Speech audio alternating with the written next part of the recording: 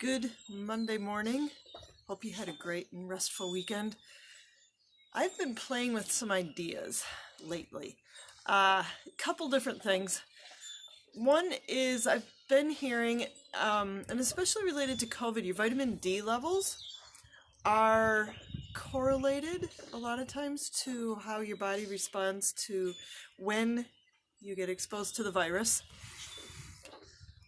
So vitamin D levels, especially, I'm told if you're north of the 35th parallel. How did people used to do that before we had all these pills? The other thing I've been playing with is Thyroid Health. That's the last pill that I take regularly is for my thyroid, which I get. They say once your thyroid has been insulted, and I know I've been really hard on mine, you're always going to have to take thyroid supplement.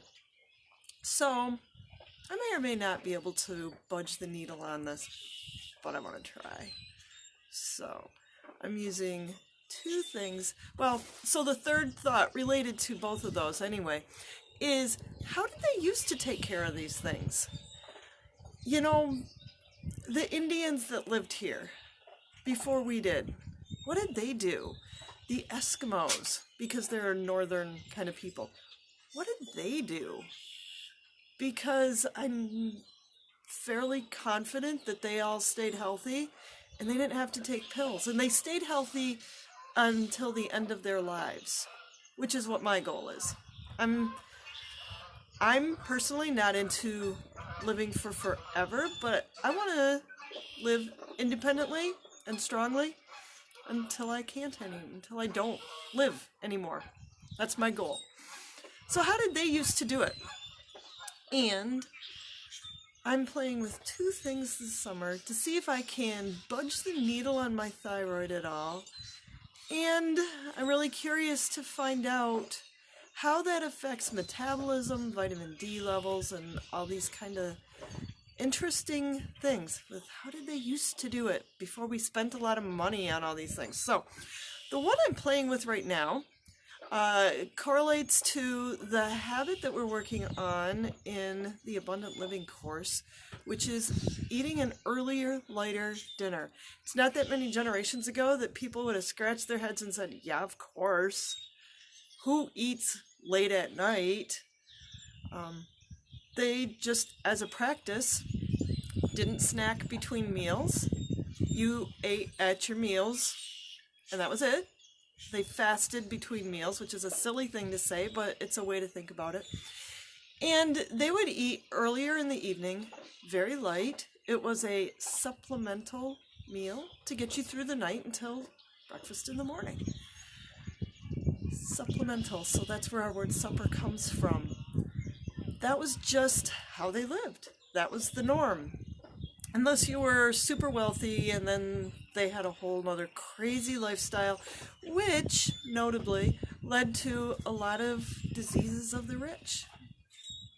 So their eating habits had a lot to do with their health. Nowadays, we call it this cool thing that's becoming popular called intermittent fasting. And there's a lot of different ways people do it. But essentially what it means is you go for 12 or more hours between your last meal of the day and then breakfast. 12 hours. That's stinking simple. That means you quit eating at 7 o'clock at night and you don't eat breakfast until 7 in the morning. How easy is that? I'm working to back it up because this is a challenge just with the lifestyle that we lead, and we've led it for a lot of years of going and kind of living by the sun. So we go and go and go, and then we just eat when we get done at night. So I am changing some pretty deep-seated habits and patterns of being. But I have a plan, and I'm working on it. My goal is to finish by 5:30 to eat my supper around 5:30, and then we don't usually eat breakfast until 8 or so. Not that that's when the day starts, that's just when we get around to eating. So that's a pretty good window. That's pretty respectable. And I feel like that's a good place to start and then see where it goes from there. If I can do that habitually, meaning like 4 or 5 times a week, that's a good rhythm.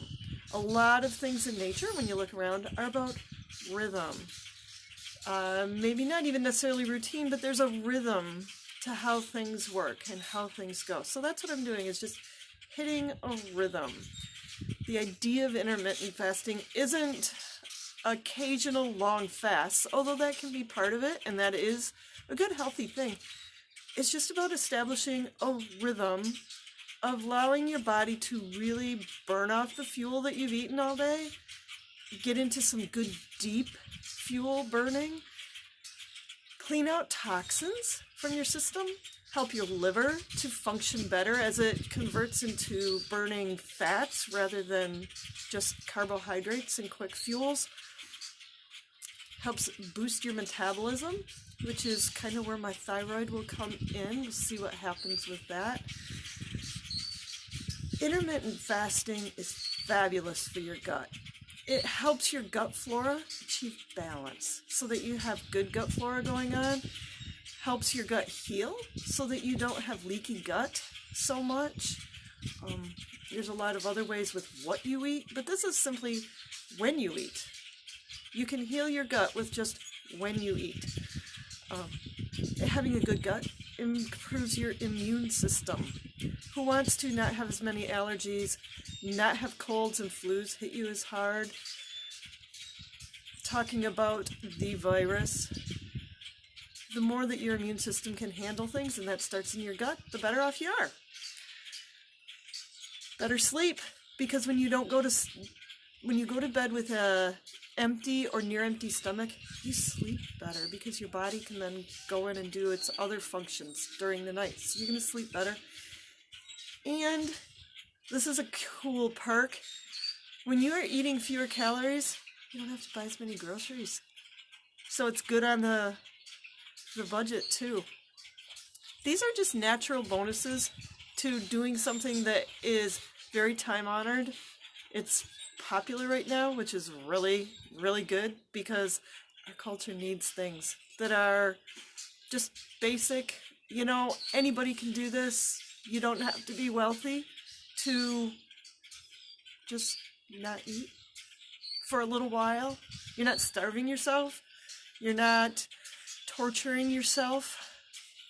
And you get so many benefits from it. So that's what I'm playing with. Encourage you to check it out. If you are interested in how you can up your health just using these natural things to improve your health, let me know, because I'm happy to talk to you about it. So have a great and abundant week.